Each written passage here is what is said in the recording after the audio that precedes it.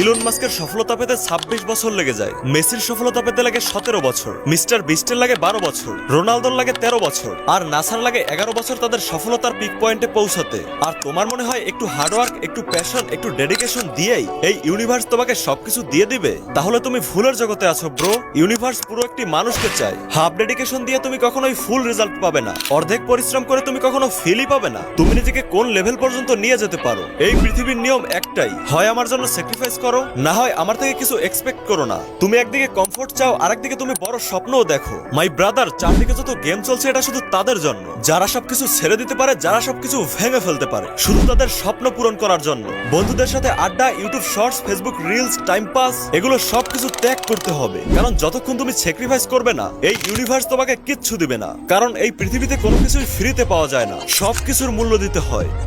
কেন কিছু মানুষ সারা জীবন গরিব থাকে? গরিব মানুষের একটি বাজে অভ্যাস কি জানো? তারা সুযোগের অপেক্ষা করে, আর বড়লোকরা সুযোগ তৈরি করে। তারা আজকের কষ্টের জন্য ভবিষ্যৎ নষ্ট করে, আর বড়লোকরা ভবিষ্যতের জন্য আজ কষ্ট করে। Change your mindset bro. সফল হতে চাইলে এই ৭টি কথা মাথায় রাখা উচিত। ১. সবাই তোমাকে বুঝবে না।